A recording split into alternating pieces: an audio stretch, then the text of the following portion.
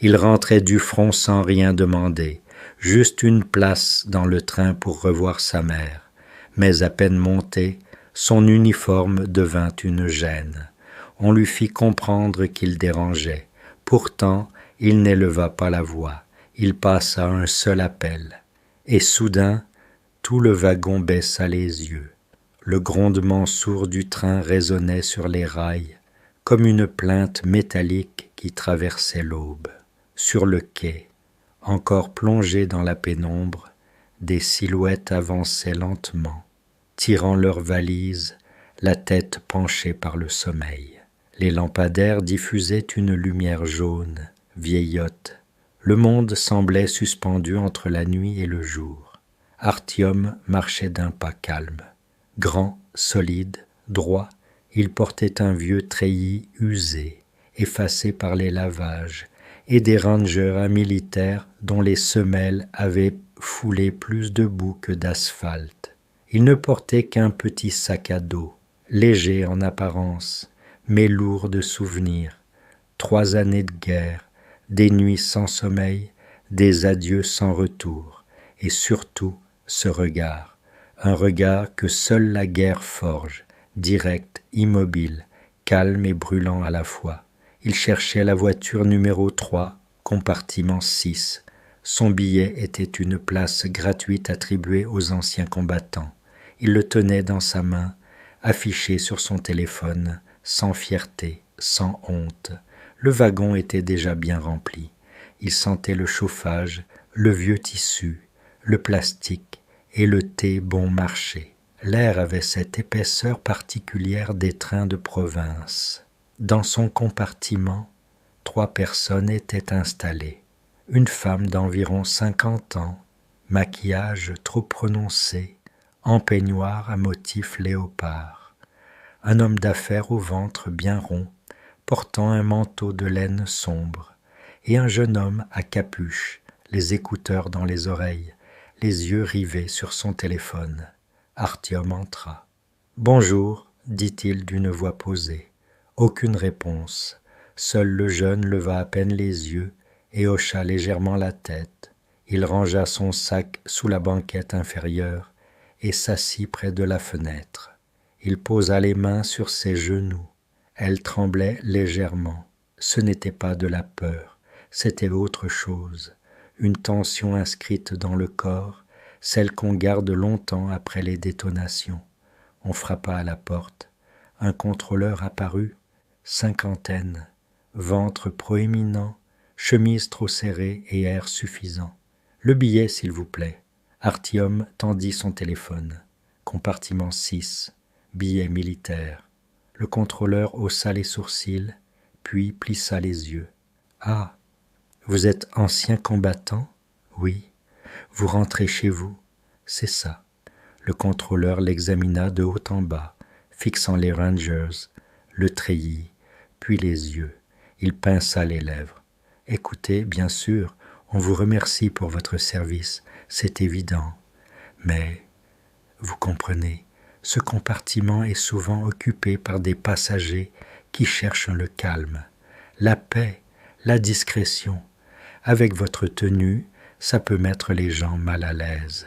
J'ai un billet, je suis à ma place, je n'embête personne. » Le ton était plat, sans colère. Évidemment, mais parfois, les gens ayant vécu la guerre, ils peuvent être nerveux, impulsifs. Il y a eu des cas, vous savez, on essaie juste de préserver une certaine ambiance. « Vous avez fini ?» demanda Artyom. Le contrôleur hésita, toussa légèrement et s'éloigna en marmonnant. Dans le compartiment, un silence gênant s'installa.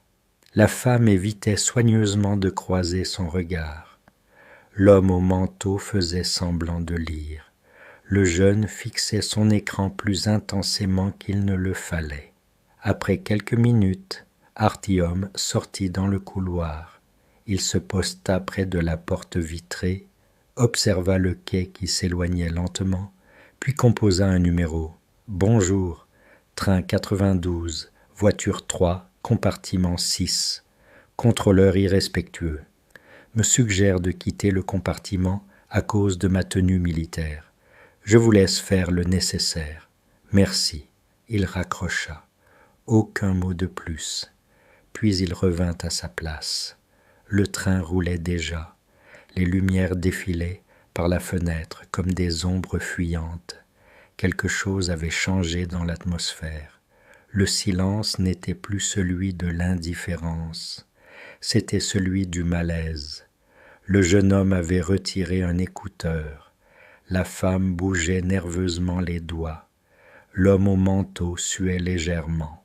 La porte s'ouvrit à nouveau, cette fois sur un contrôleur au visage blême, accompagné d'un homme en costume sombre, la posture droite et l'air grave, le chef de train. « Monsieur », commença le contrôleur d'une voix basse et embarrassée, « je tiens à vous présenter nos excuses. Ce que j'ai dit précédemment était inacceptable. Vous avez tout à fait le droit d'être ici. » Le chef de train ajouta avec fermeté, « Nous avons reçu un appel du ministère de la Défense. Ils ont exigé que vous soyez traité avec tout le respect que vous méritez. Nous sommes désolés du désagrément. » Artyom hocha simplement la tête, trop fatigué pour répondre. Le compartiment resta silencieux un moment, puis la femme au peignoir brisa la glace. « Je voudrais m'excuser aussi. Mon mari est mort à la guerre. Vous me rappelez son visage, sa bravoure. C'est difficile. » Artyom sourit doucement.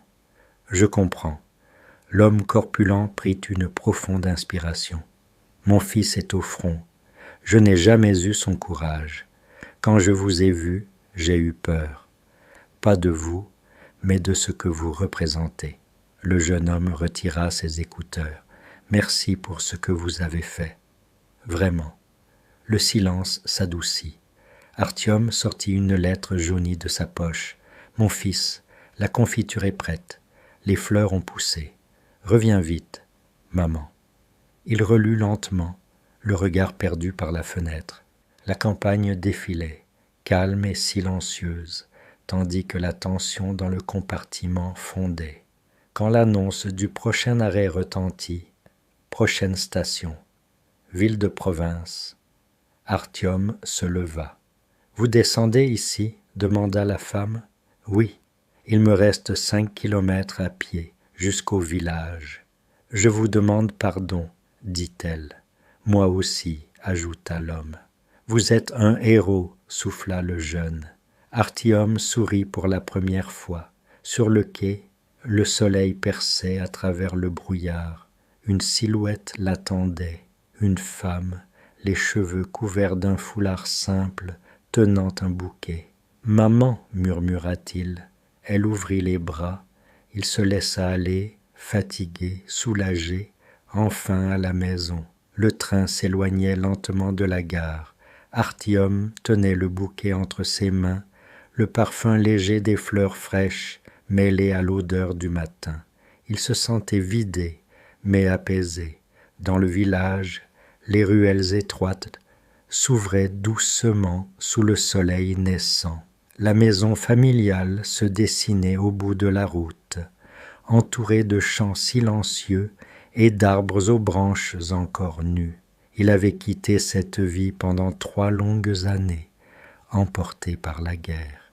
Et maintenant, il revenait, marqué par ce qu'il avait vu, ce qu'il avait perdu. Sa mère le regardait avec des yeux pleins d'espoir et de douleur, heureuse que son fils soit revenu, mais consciente de ce que son retour signifiait. « Tu es là, enfin » murmura-t-elle, en serrant ses mains dans les siennes. Artyom ne répondit pas immédiatement. Il regarda le ciel, les nuages légers, puis ses mains calleuses. « Je suis fatigué, maman, mais je suis là. » Leur étreinte dura longtemps, comme une promesse silencieuse de paix. Les jours suivants furent remplis de petites joies, les confitures maison, les promenades dans les champs, les souvenirs évoqués doucement, sans douleur, comme un baume. Mais la mémoire de la guerre restait là, invisible, tapis dans les coins de son esprit. Il savait que le chemin vers la paix intérieure serait long, mais pour la première fois depuis longtemps, il avait l'espoir de le parcourir. Morale, les héros ne cherchent pas la reconnaissance, ils cherchent simplement un peu de respect et d'humanité. Parfois, un simple appel peut changer tout un wagon, et même plus.